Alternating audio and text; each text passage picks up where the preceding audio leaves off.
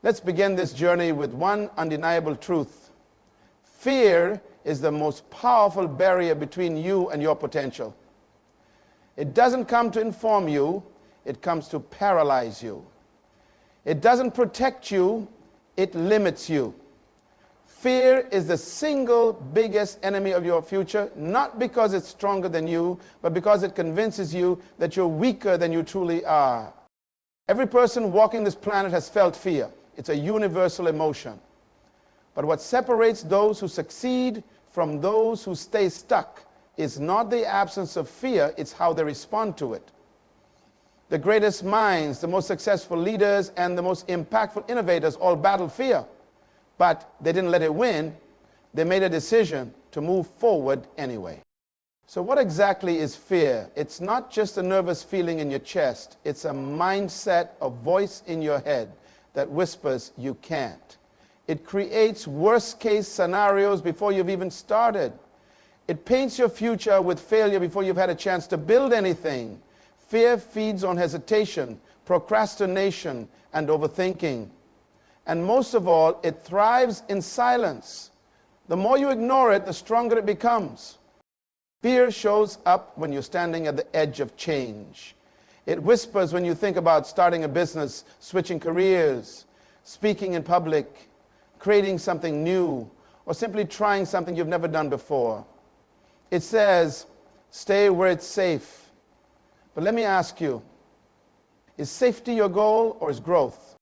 You were not designed to play small. You have ideas, gifts, insights, and strengths that the world needs. But those things are often buried beneath layers of fear. Fear of failure, fear of judgment, fear of not being good enough. And unless you face that fear head on, you'll live your entire life within boundaries that were never meant for you. Fear has one job, to keep you inside your comfort zone. But here's the hard truth. Nothing extraordinary happens there. Growth lives outside the line. Impact begins where comfort ends. That calling you feel inside, the desire to create, to lead, to change the world around you, it's not a coincidence. It's your potential trying to get your attention, and fear is standing in the way. The first step in overcoming fear is awareness. You have to name it. What exactly are you afraid of? Be specific. Is it the fear of looking foolish? Is it the fear of not having all the answers? Is it the fear of losing something? Once you identify the fear, you take away part of its power. Because fear thrives in vagueness. The more specific you are, the more clearly you can challenge it.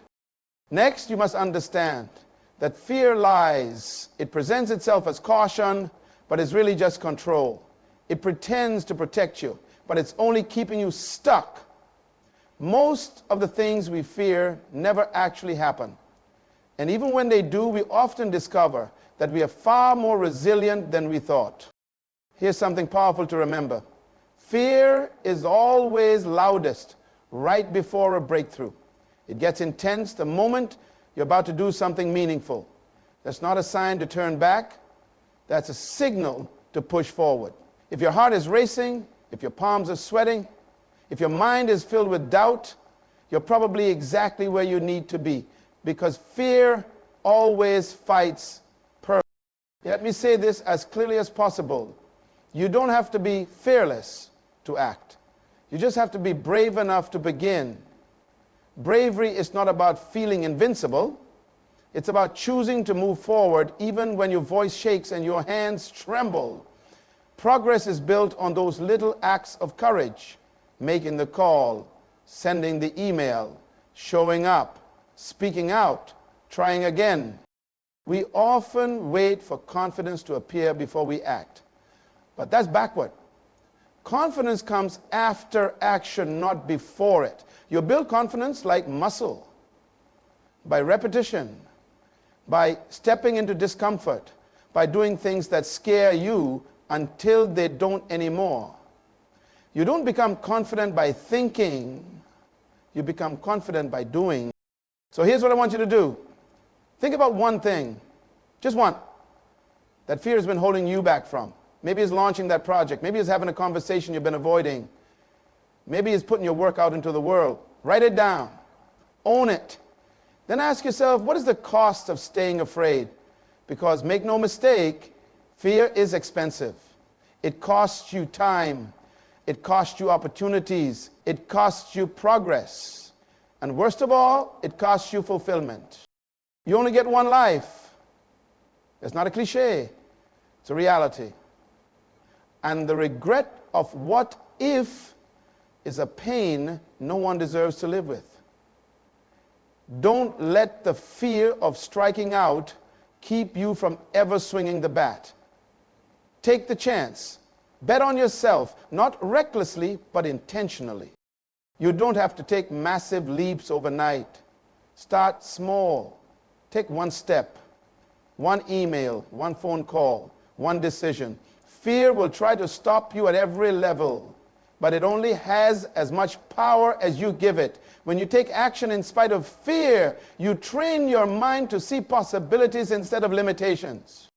Another thing to remember, you are not alone. Everyone you admire has faced fear. They didn't start with unshakable confidence. They started with a decision. You are not behind. You are not too late. You are not too late. You are exactly where you need to be to make a change.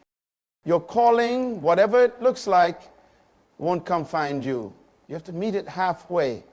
It's not about waiting for the right moment. It's about creating it. People waste years waiting to feel ready.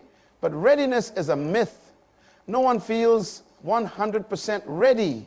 The people who make things happen simply decide that their vision is worth the discomfort. So what about you? Are you ready to stop letting fear write your story? Are you ready to reclaim your voice, your vision, your power? If you are, then it starts right here, right now, with one brave step. Now that you've acknowledged fear and taken the first step to confronting it, we need to go deeper, because fear is tricky. It rarely shows up dressed like a monster. Instead, it wears disguises. It blends into your thinking and behavior so well that you start to believe it's just your personality or just how life is. But let's make one thing clear. Fear is a master of disguise. And until you see it for what it is, you can't break free from it. One of fear's most common disguises is perfectionism.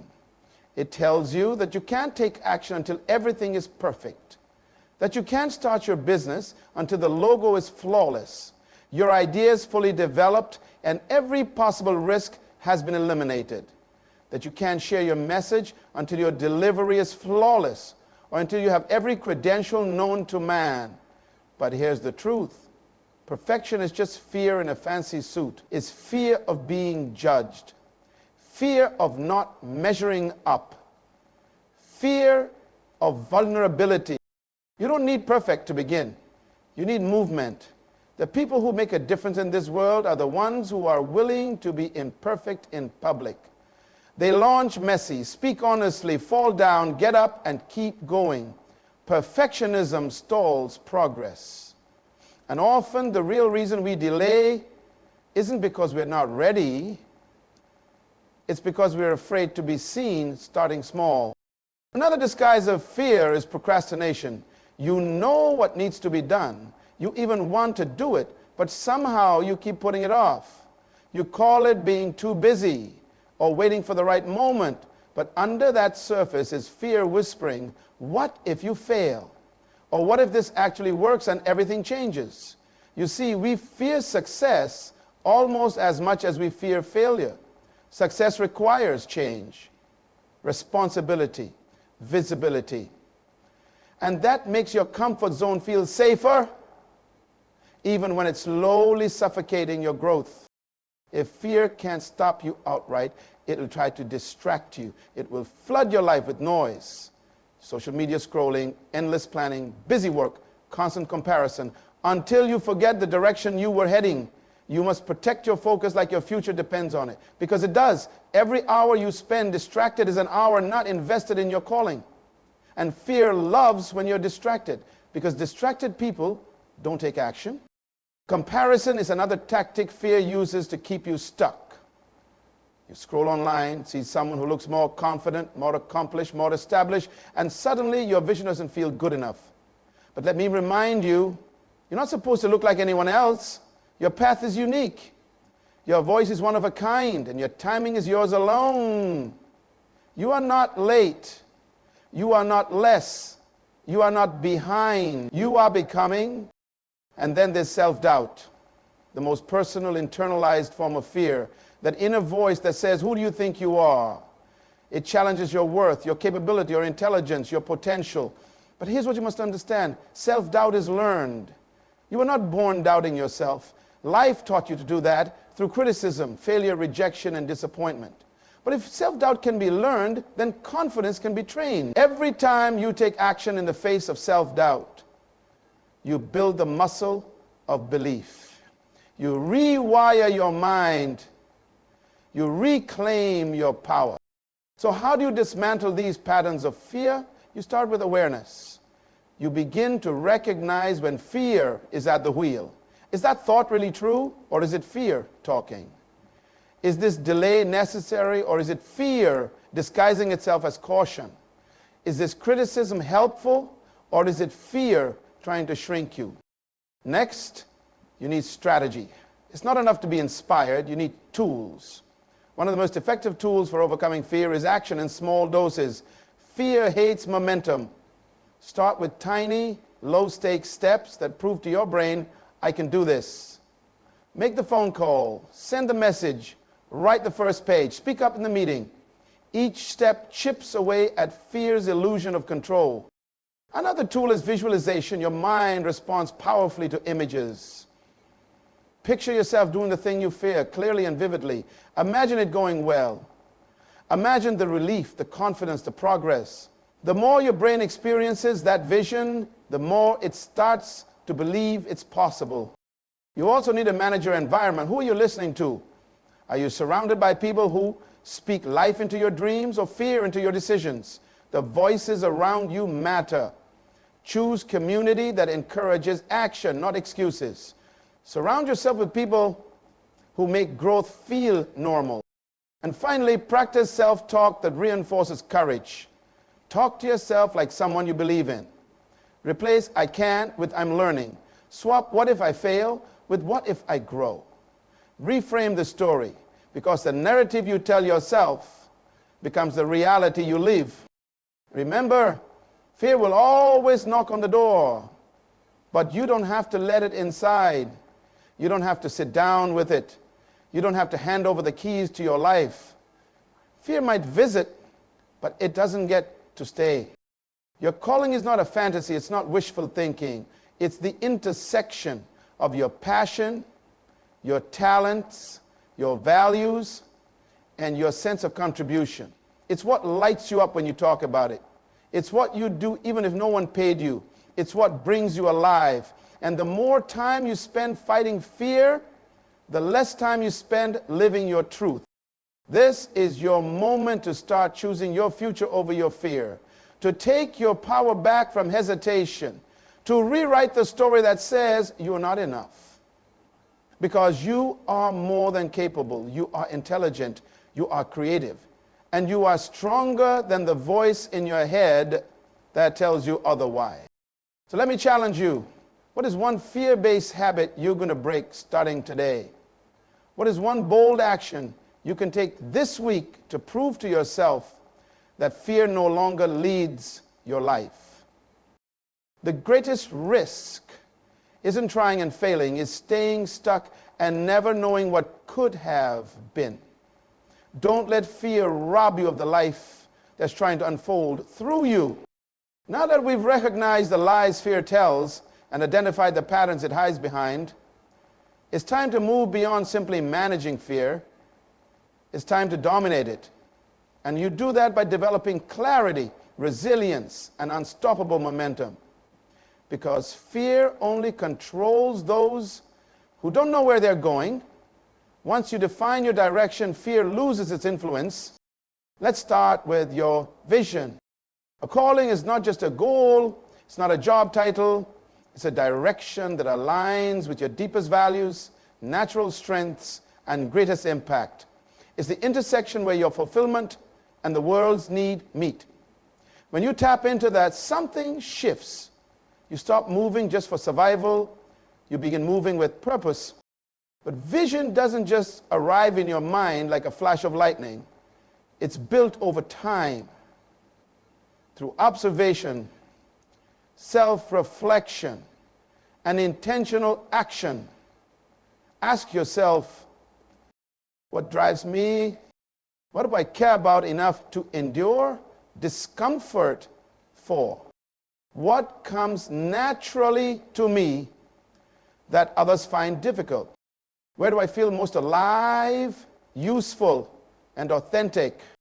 Your answers are the compass that point you toward your calling. Write them down, refine them, keep them visible, because when you know your why, you can survive almost anyhow. Vision gives fear less space to breathe. Why? Because clarity sharpens decision making. When you know where you're going, fear has fewer places to hide. Doubt thrives in ambiguity, but purpose crushes hesitation. Now let's talk about resilience. Fear will try to come back. You'll take steps forward and it will rear its head again through setbacks, failures, or criticism. This is where many people stop. They think fear is a sign to quit, but it's not. It's a sign you're growing. Fear is often loudest when you're closest to transformation. Resilience means pressing on even when the feeling of fear returns. It's built not by avoiding difficulty, but by learning how to recover from it. And that begins with how you interpret failure. Failure is not evidence that you're unworthy. It's not confirmation that you weren't meant to do something. It's data, it's feedback, it's part of the process. Every person who ever did anything remarkable failed on the way. The only difference is they refused to let the failure define them. They used it to refine their approach. Start treating failure like a coach, not a critic. Ask, what did this teach me? What can I improve? How do I come back stronger?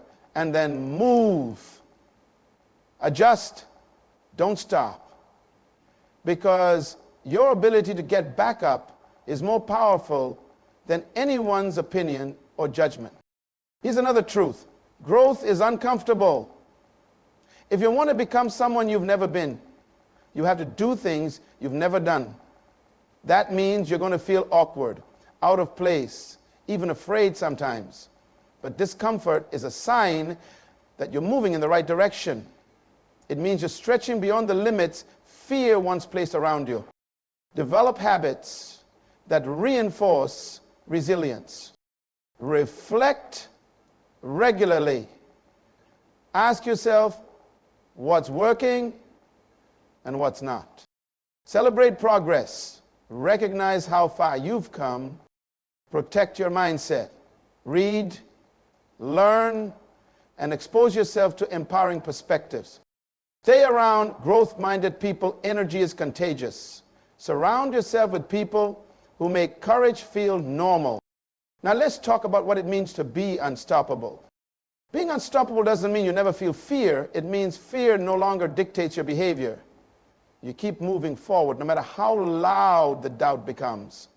It means you have trained your mind to value action over anxiety, vision over hesitation, purpose over panic. To become unstoppable, you must make your decisions based on your future, not your feelings. Feelings change. Some days you'll feel motivated and some days you won't. But your future is determined by what you do consistently, not what you feel occasionally. Build habits that pull you forward when motivation runs dry. Commit to showing up for your vision every single day, even when you're tired, even when it's hard, even when no one claps, even when fear whispers, especially then. Because consistency is the enemy of fear. The more you act in alignment with your calling, the quieter fear becomes. Also remember, being unstoppable doesn't mean being alone. You don't have to do this in isolation. Seek feedback, find a mentor, Join communities of people who are also stepping into their purpose, their strength in connection. And oftentimes, hearing someone else's journey reminds you that you're not crazy for dreaming big or wanting more. Let me leave you with this. You were not born to live a life shaped by fear. You were meant to contribute, to grow, to create, to lead, to move, to rise.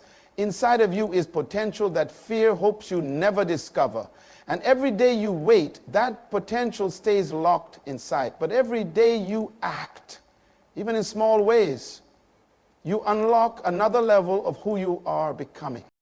Your calling is waiting, not in some distant future, not after the fear disappears, but right here in the moment you decide to act anyway. So ask yourself, what do I want my life to stand for? What will I regret not doing 5 years from now? What version of myself is on the other side of this fear? Now go meet that version, step by step, action by action, not perfectly, not fearlessly, but intentionally. It's because courage is in the absence of fear. It's the decision that your future matters more than your fear. And that decision, repeated daily, will transform your life. You are not fragile. You are not behind. You are not stuck. You are powerful, capable, and becoming. Step into your calling. The world is waiting